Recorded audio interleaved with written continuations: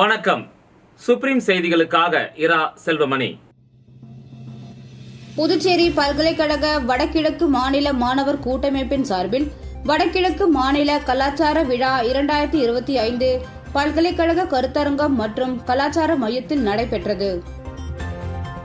சட்டசபை தேர்தலில் போட்டியிடுவது குறித்து மாநில நிர்வாகிகளின் கருத்துக்களை காங்கிரஸ் கேட்டறிந்து வருகிறது. புதுச்சேரியில் புதைவிட கேபிள் அமைக்கும் பணிக்காக தோண்டப்பட்ட பள்ளத்தை மூடாததால் அவ்வழியே பயணிகளை ஏற்றிச் சென்ற டெம்போவின் முன் சக்கரம் உடைந்து விபத்துக்குள்ளானது. இனி விரிவான செய்திகள்.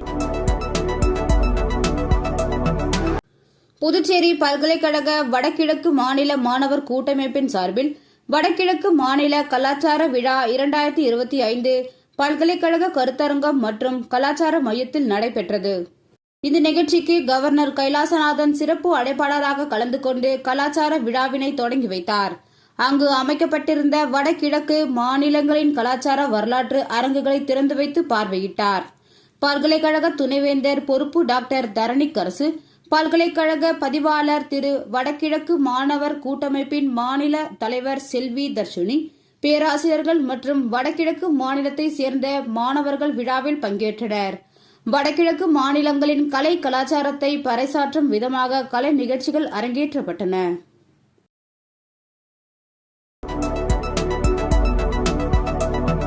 சட்டசபை தேர்தலில் போட்டியிடுவது குறித்து மாநில நிர்வாகிகளின் கருத்துக்களை காங்கிரஸ் கேட்டறிந்து வருகிறது. சட்டசபை தேர்தலுக்கு தயாராகி வரும் காங்கிரஸ் கட்சி மாநில நிர்வாகிகளிடம் கருத்து கேட்பு கூட்டத்தை நேற்று முதல் தொடங்கியுள்ளது. பொதுச் செயலாளர்கள், அணி தலைவர்களிடம் காங்கிரஸ் மாநில தலைவர் வைத்தியலிங்கம் தனித்தனியே கருத்துக்களை கேட்டறிந்தார்.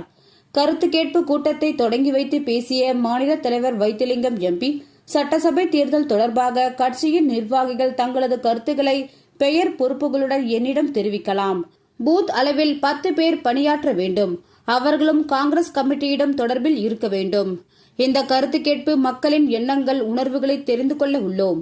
காங்கிரஸ் அனுதாபியாக உள்ளவர்கள் கூட தங்களது கருத்துக்களை தெரிவிக்கலாம் என்றார்.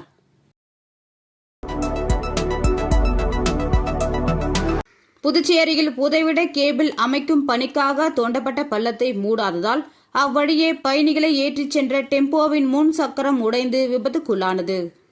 சுற்றுலா நகரமான புதுச்சேரியில் நாளுக்கு நாள் போக்குவரத்து நெரிசல் அதிகரித்து வருகிறது. வார இறுதி நாட்களில் ஏற்படும் போக்குவரத்து நெரிசலை சமாளிக்க முடியாமல் போலீசார் திணறி வருகின்றனர். இந்த நிலையில் நகர பகுதியில் உள்ள முக்கிய சாலைகளில் 2 அடுக்கு பள்ளம் தோண்டப்பட்டு புதைவிட கேபிள் பணி அமைக்கும் பணி நடைபெற்று வருகிறது. அதிகாரிகளின் அலட்சிய போக்கால் வேலை முடிந்ததும் பள்ளங்களை மூடாததால் பல்வேறு இடங்களில் விபத்து ஏற்பட்டு வரும் நிலையில் பிரதான சாலையான அண்ணா சாலையில் பயணிகளுடன் சென்ற டெம்போ பள்ளத்தில் விழுந்ததில் டெம்போவின் முன் சக்கரம் உடைந்து விபத்துக்கு உள்ளானது. அதிர்ஷ்டவசமாக பயணிகளுக்கு எந்த காயமும் ஏற்படவில்லை. போர்க்கால அடிப்படையில் தோண்டப்பட்ட பள்ளங்களை மூட வேண்டும் என்றும் கடந்த 30 ஆண்டுகளுக்கும் மேலாக பயணிகளை ஏற்றிச் செல்லும் டெம்போ வாகனங்களை போக்குவரத்து துறை ஆய்வுக்கு உட்படுத்த வேண்டும் என பொதுமக்களிடையே கோரிக்கை குரல் எழுந்துள்ளது.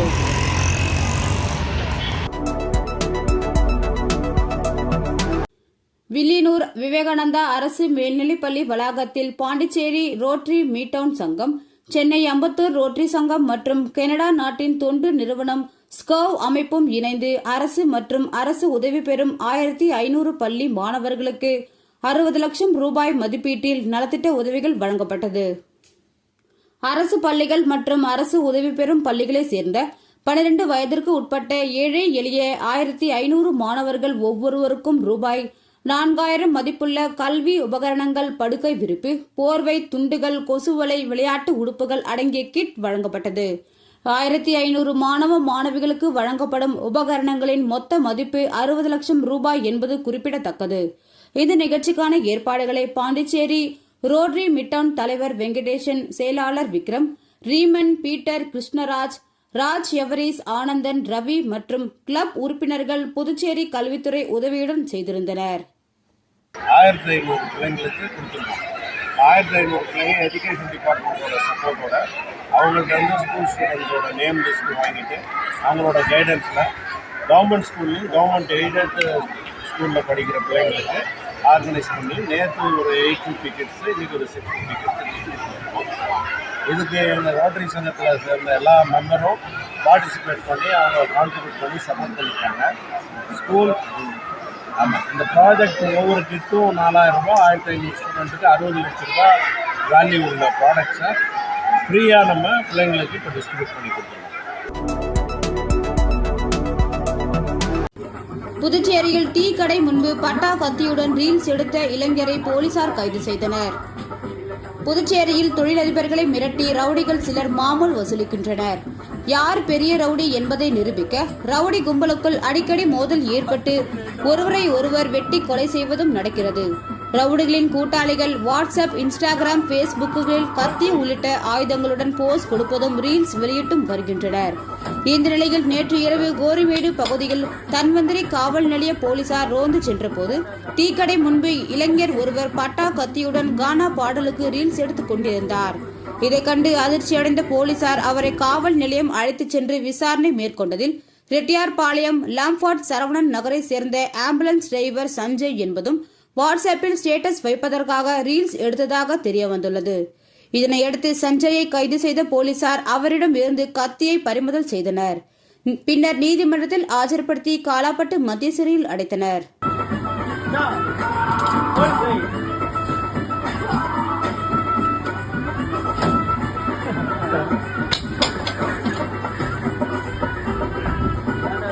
விளம்பர இடைவேளைக்கு பிறகு செய்திகள் தொடரும். தேங்க்யூ.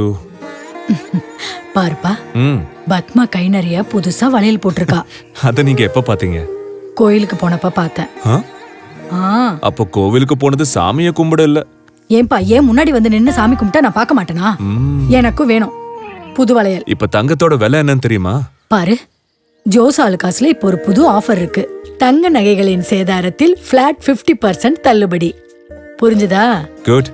அப்படின்னா ஜோஸ் ஆலுகாஸ் போலாமா? செய்திகள் தொடர்கின்றன. உதவும் கரங்கள் ஓட்டுநர் சங்கம் மற்றும் அலர்ட் நிறுவனம் இணைந்து நடத்திய ஓட்டுநர்களுக்கான முதலுதவி சிறப்பு பயிற்சி முகாமில் ஏராளமான ஓட்டுநர்கள் கலந்து கொண்டு பயிற்சி பெற்றனர். உதவும் கரங்கள் ஓட்டுநர் சங்கம் மற்றும் அலர்ட் நிறுவனம் இணைந்து நடத்திய ஓட்டுநர்களுக்கான முதலுதவி சிறப்பு பயிற்சி முகாம் சுப்பையா திருமண மண்டபத்தில் நடைபெற்றது. இதில் சிறப்பு அழைப்பாளராக புதுச்சேரி அரசு சாலை பாதுகாப்பு இணை இயக்குநர் டாக்டர் ரகுநாதன் மற்றும் நோடல் அதிகாரி டாக்டர் துரைசாமி, தாசில்தார் ஐயனார் ஆகியோர் கலந்து கொண்டு பயிற்சி முகாமில் தொடங்கி வைத்து சிறப்புரை ஆற்றினார்கள். இதில் 150க்கும் மேற்பட்ட ஓட்டுநர்கள் கலந்து கொண்டு முதலுதவி குறித்து சிறப்பு பயிற்சி பெற்றனர். இந்த நிகழ்ச்சிக்கான ஏற்பாடுகளை அலர்ட் நிறுவன தலைவர் மணநாதன், துணைத் தலைவர் சயீத் சஜீத் அலி, பொதுச் செயலாளர் தங்கமணி உட்பட நிர்வாகிகள் செய்திருந்தனர்.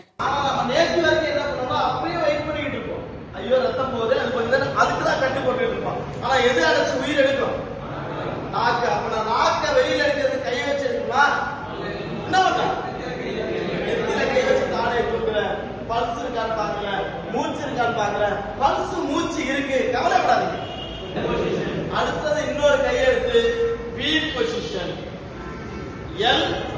நல்லா சொல்லுங்க. ஃபர்ஸ்ட் எல் வி ஏ சொல்லுங்க. எல் வி ஏ அப்படி வச்சுட்டு நான் இங்க ஒரு கை வச்சா ஈஸியா திருப்பிட்டேன்னா அவருக்கு ஒரு பெரிய மேஜிக்கல் நடக்கும்.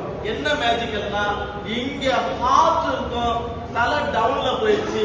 அப்ப ஹார்ட்ல இருந்து மூளைக்கு ரத்தம் ஸ்பீடா போய் ஆம்புலன்ஸ் வர்றதுக்குள்ளேயே இவர் கண்ணை திறந்து பார்ப்பாரு. புதுச்சேரியின் நிலைத்த பாரம்பரிய விழாவானது புதுச்சேரி ஸ்ரீ அரவிந்தர் சங்கத்தில் மாணவர்களிடையே கொண்டாடப்பட்டது.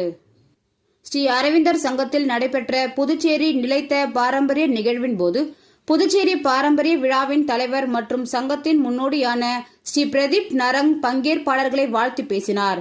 புதுச்சேரி பாரம்பரிய திருவிழாவானது புதுச்சேரியின் நிலைத்த பாரம்பரியம், புதுச்சேரி நகரம் மற்றும் அதன் சுற்றுப்புறத்தின் தனித்துவமான அடையாளத்தை கொண்டாடுவதற்காக அர்ப்பணிக்கப்பட்டுள்ள ஒரு திருவிழா ஆகும்.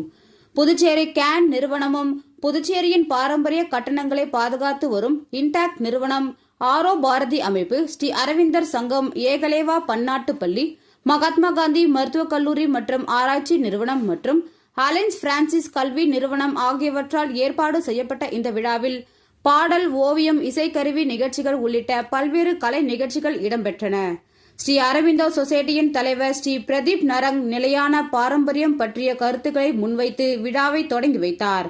வரலாற்று மரபுகளை மதிப்பது மற்றும் கலாச்சார, வரலாற்று மற்றும் இயற்கை சொத்துக்களை அவற்றின் தொடர்ச்சியான இருப்பை அனுமதிக்கும் வகையில் அவற்றை பாதுகாத்தல் ஆகியவற்றிற்கு இடையே சமநிலையை ஏற்படுத்துவதின் முக்கியத்துவத்தை அவர் எடுத்துரைத்தார்.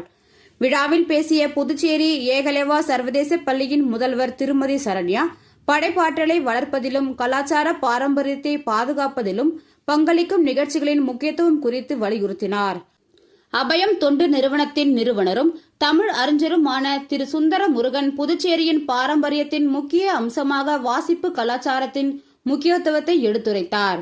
புதுச்சேரியின் பன்மொழி மற்றும் பல இன அம்சங்கள் உட்பட பல்வேறு சமூக கலாச்சாரங்கள் குறித்து விவாதித்த அவர், நிலைத்தன்மைக்கு வழிவகுக்கும் மாபெரும் கலாச்சார பாரம்பரியத்தை பாதுகாப்பது குறித்து வலியுறுத்தினார்.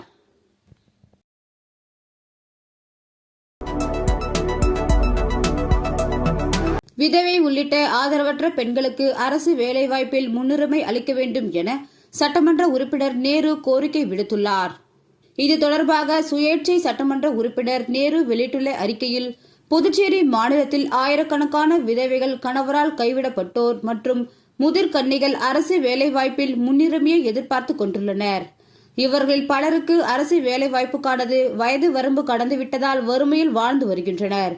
இவர்களுக்கு தமிழகத்தை பின்பற்றி விதவை, கணவரால் கைவிடப்பட்டோர் மற்றும் முதிர்கன்னிகளுக்கு அரசு வேலை வாய்ப்பிற்கு வயது வரம்பை 45 தளர்த்தி அங்கன்வாடி மற்றும் கல்வி நிலைய வேலைகளில் முன்னுரிமை அளிக்க வேண்டும் என குறிப்பிடப்பட்டுள்ளது.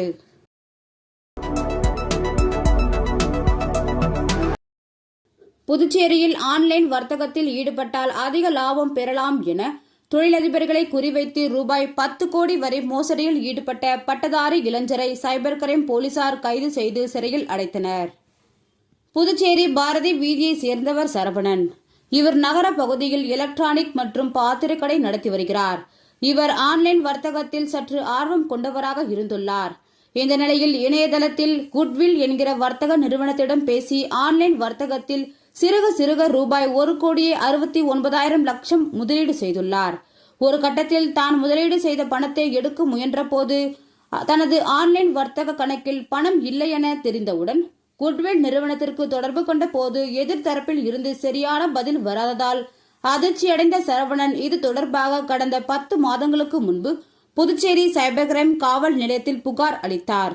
புகாரின் பேரில் வழக்கு பதிவு செய்த போலீசார் இது குறித்து விசாரணை மேற்கொண்டு வந்த நிலையில் ஆன்லைன் வர்த்தகம் மூலமாக சரவணனிடம் மோசடியில் ஈடுபட்டது புதுச்சேரி அயங்குட்டி பாளையம் பகுதியை சேர்ந்த சவுந்தரராஜன் என தெரியவர, திருப்பூரில் தலைமறைவாக இருந்த அவரை கைது செய்த போலீசார் புதுச்சேரி அழைத்து வந்து விசாரணை மேற்கொண்டதில் சவுந்தரராஜன் போலி ஆன்லைன் நிறுவனம் ஆரம்பித்து புதுச்சேரி மற்றும் தமிழகத்தை சேர்ந்த 10க்கும் மேற்பட்ட தொழிலதிபர்களிடம் ரூபாய் 10 கோடிக்கு மேல் மோசடி செய்து அந்த பணத்தில் உல்லாச வாழ்க்கை வாழ்ந்ததும் சில சொத்துக்கள் வாங்கி இருப்பதும் தெரிய வந்துள்ளது. இதனையடுத்து கைது செய்யப்பட்ட சவுந்தரராஜனை நீதிமன்றத்தில் ஆஜர்படுத்திய போலீசார் அவரை காலாப்பட்டு மத்திய சிறையில் அடைத்தனர். மேலும் இந்த வழக்கில் அவருடன் தொடர்புடைய சில நபர்களையும் கைது செய்ய உள்ளதாகவும், சவுந்தரராஜன் ஏமாற்றிய பணத்தில் வாங்கிய சொத்துக்களை மீட்க நடவடிக்கைகள் எடுக்கப்பட்டு வருவதாகவும் போலீசார் தகவல் தெரிவித்துள்ளனர். புதுச்சேரியில் பொதுமக்களை அச்சுறுத்தும் வகையில் கத்தியை காட்டி மிரட்டிய முன்னாள் ரவுடியை போலீசார் கைது செய்தனர். ஒதியஞ்சாலை தாவிதுபேட் ரயில் பாதை அருகே கத்தியுடன் மர்ம நபர் ஒருவர் பொதுமக்களை மிரட்டுவதாக கிடைத்த தகவலின் பேரில் சப் இன்ஸ்பெக்டர் பிரபு தலைமையிலான போலீசார் சென்று கத்தியுடன் திரிந்த வானரப்பேட்டை ராசு உடையார் தோட்டம் சூர்யா என்கிற ஐயப்பன் என்பவரை கைது செய்தனர். சூர்யா மீது 2 கொலை வழக்கு, 1 வெடிகுண்டு வீசிய வழக்கும் நிலுவையில் உள்ளது. சூர்யாவை கைது செய்த போலீசார் வீச்சிறுவாலை பறிமுதல் செய்தனர். நீதிமன்றத்தில் ஆஜர்படுத்தி காலாப்பட்டு மத்திய சிறையில் அடைத்தனர். மீண்டும் முதன்மை செய்திகள். புதுச்சேரி பல்கலைக்கழக வடகிழக்கு மாநில மாணவர் கூட்டமைப்பின் சார்பில் வடகிழக்கு மாநில கலாச்சார விழா 2025 பல்கலைக்கழக கருத்தரங்கம் மற்றும் கலாச்சார மையத்தில் நடைபெற்றது. சட்டசபை தேர்தலில் போட்டியிடுவது குறித்து மாநில நிர்வாகிகளின் கருத்துக்களை காங்கிரஸ் கேட்டறிந்து வருகிறது. புதுச்சேரியில் புதைவிட கேபிள் அமைக்கும் பணிக்காக தோண்டப்பட்ட பள்ளத்தை மூடாததால் அவ்வழியே பயணிகளை ஏற்றிச் சென்ற டெம்போவின் முன் சக்கரம் உடைந்து விபத்துக்குள்ளானது. இந்த செய்தி அறிக்கை இத்துடன் நிறைவு பெறுகிறது. வணக்கம்.